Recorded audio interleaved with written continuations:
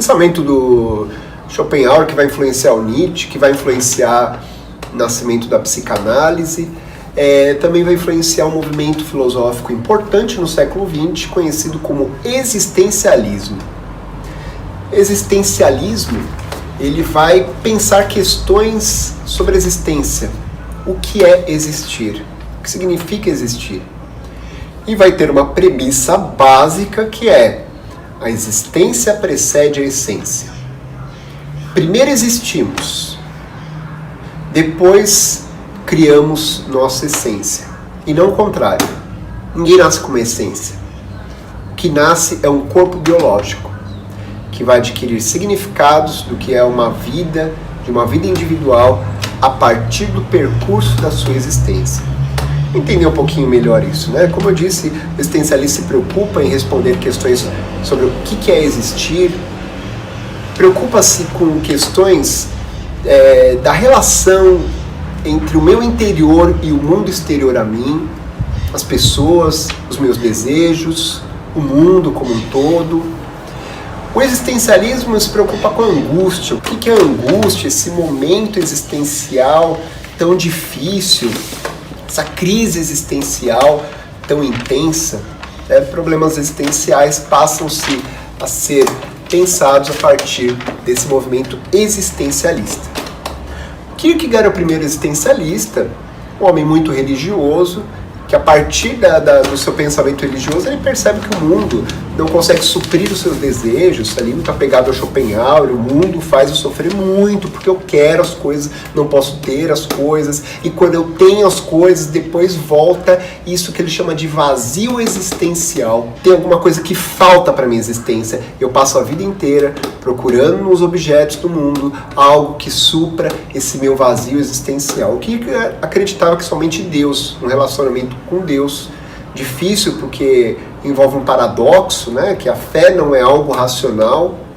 Ele acreditava que apenas esse relacionamento com Deus possa suprir esse desejo que não tem fim, que me incomoda o tempo todo, essa dor de querer o tempo todo, esse vazio existencial. Percebo que a partir do pensamento religioso do Kierkegaard se inaugura o pensamento de questões existenciais. Posteriormente a ele, Heidegger, ele vai pensar a existência humana. Vai pensar a existência humana começa com o fato da existência. Você é lançado ao mundo. Mesmo sem ter pedido, mesmo sem ter escolhido, jogaram você ao mundo. A partir do momento que te jogaram ao mundo, não te deram nenhum manual de como viver. E você vai existir, viver, criar o significado da sua existência a partir de projetos que você inventa, a partir do que a cultura disse para você, que é certo, que é errado, que é importante, que tem valor ou não. Então você vai convivendo. Você simplesmente foi jogado ao mundo. Vai convivendo ali culturalmente com as pessoas ao seu redor. Cria projetos. Só que você acaba nunca sendo aquilo que você realmente quer ser. Porque o mundo impede. O mundo, ele leva do si mesmo, você mesmo, para o outro. Sem perceber, projetos inocentes que você fez na sua vida vão sendo destruídos e você vai se tornando uma pessoa, não que você queria ser, mas o que o mundo quer que você seja. Percebam quanto que apenas o olhar do outro faz com que eu me incomode, que eu seja algo agradável para a maioria, algo que não me faça ser julgado pela maioria. Isso já é uma destruição do eu. Eu estou deixando de ser o que eu quero ser, para ser o que agrada os outros. Jean-Paul Sartre, talvez o nome mais lembrado do existencialismo, que foi companheiro de Simone de Beauvoir, uma voz extremamente importante, não só para o existencialismo, mas para o feminismo. Sartre diz que não importa o que o mundo fez de você. O importante é o que você fez do que o mundo fez de você. O Sartre, o nada produz a humanidade. É do nada que eu existo. Ou seja, não tem uma consciência que me gerou, não tem uma essência que me gerou, não tem uma determinação que me gerou. O Sartre, a filosofia dele vai ser contra qualquer forma de determinação, de natureza pré-existente, de consciência. Para o Sartre, o que existe é um corpo biológico, que é lançado ao mundo. O que vai existir, a consciência, a essência, isso vai se criando ao longo da existência humana. Você tem o estoicismo, que pregava a determinação pela natureza.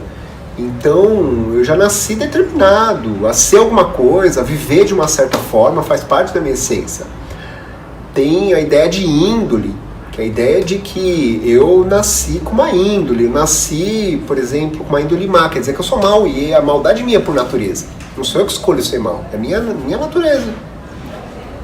Existe a ideia de destino. Olha, eu tenho destino, vai acontecer tal coisa, sou de alguma forma porque meu horóscopo diz que eu tenho que ser assim. E Sartre conta tudo isso porque a filosofia dele é muito apegada à ideia de liberdade. Só somos livres se não somos destinados, se não somos pré-determinados pela natureza. E só sendo livre que eu posso ser responsável. Então, se eu nasci mal, que escolha que eu tenho? Que escolha? Eu vou seguir ser mal. Se eu nasci com destino, que escolha que eu tenho? Eu estou seguindo meu destino. Se as coisas não derem certo, eu posso falar, não é culpa minha, é culpa do destino. Veja quantos, às vezes as pessoas olham para o horóscopo e falam, bom, eu sou do signo tal, o signo tal é ansioso, então eu vou ser ansioso mesmo, porque está no meu signo, está escrito nas estrelas, eu não tenho escolha. E o Sartre vai contra todo esse tipo de pensamento. Você escolhe. Uma frase famosa do Sartre é: o homem está condenado a ser livre. Professor, é condenado? Liberdade não é uma coisa boa? É, liberdade é uma coisa boa, só que você não pode escapar dela. Não tem como não escolher. O tempo todo da sua vida, você é obrigado a escolher. Não tem como deixar de escolher, porque a não escolha já é uma escolha. Se eu falo pra você, ó, vai pela direita ou pela esquerda, você fala, não, vou ficar aqui. Eu já estou escolhendo. Você não sai da sua cama de manhã para fazer o que você tem para fazer no dia, para o seu trabalho, para a sua escola, você está escolhendo ficar na cama. Tem consequências, cada escolha tem uma consequência. Mas você sempre que escolhe. Você escolhe, claro, de acordo com o que o mundo coloca ao seu redor. Dependendo da vida das pessoas, elas têm determinadas escolhas. Eu vou escolhendo aquilo que vai aparecendo à minha frente, aquilo que eu posso. Mas eu escolho. Eu escolho mesmo sem saber direito no que vai dar as minhas escolhas. Quando eu faço uma escolha, eu acredito que aquilo vai ser algo bom, ou a melhor opção. Mas não sei. Não sei, imagina que uma pessoa escolheu ser diretor de uma grande empresa, lutou sua vida inteira por isso, e se tornou uma pessoa detestável, uma pessoa amarga, uma pessoa que ninguém quer estar perto, em que as pessoas se aproximam apenas por interesse, e aí ela tem um momento de angústia. A angústia é sempre muito importante no existencialismo. Para o Heidegger, a angústia é o que mostra a falta de autenticidade da nossa existência. Aqui no Sartre é o momento de angústia que eu vou pensar as minhas escolhas. Eu fiz, mas eu não sabia que ia dar nisso. Eu esperava que elas me levassem para um lugar melhor. Então esse é o drama da existência humana. Eu sou obrigado a escolher. Não sei o que vai dar as minhas escolhas. Percebe por que o Sartre vai contra qualquer forma de pré-determinação, de destino? Porque é muito confortável as pessoas acreditarem num destino. É muito confortável eu acreditar que já tem um manual para eu seguir minha vida. A questão é, não existe um manual para você seguir sua vida. Você segue para algum lugar. Você inventa os significados. A vida não tem significado. A existência não tem significado. Precisamos, então, inventar significados para vivermos bem. Então, eu dou significado para as coisas. Eu digo que as coisas importam. Eu levo minha vida para algum lugar que parece ser importante. Mas em nada disso existe um manual, uma consciência que vai levando você para um lugar para o outro. Você cria o significado da sua existência. Diferente de uma tesoura, que já nasceu com uma essência, que era cortar papel, nós não nascemos com uma essência. Nós inventamos nossa essência ao longo da nossa vida, ao longo das escolhas que fizermos, pois essas escolhas vão determinar em cada momento da vida o que nós vamos nos tornando. Só nunca esqueçam aqui no existencialismo do Sartre é que as escolhas dependem do que está ao meu redor também.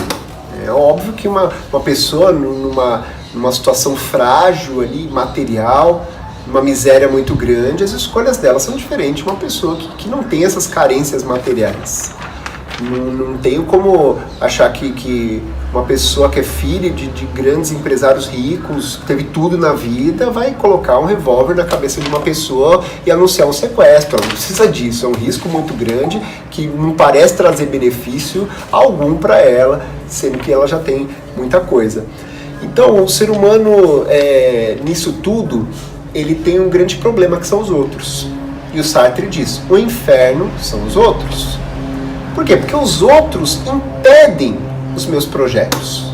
Muitas das coisas que eu quero na vida eu não posso por causa dos outros. Eu quero aquele celular caro. Chego na loja, peço pro cara. O cara não quer me dar só porque eu não tenho dinheiro. Ele está sendo um empecilho para minha liberdade. Eu me apaixono. E a pessoa pela qual eu me apaixonei, ela não está apaixonada por mim. Que coisa injusta. Mas é aí que o Sartre diz que o inferno são os outros. Os outros acabam sendo um empecilho para as coisas que eu quero durante a minha vida. Mas, paradoxalmente, sem os outros, a minha existência não faz sentido, porque a maioria dos projetos, das coisas que eu invento como significantes da minha vida, depende dos outros.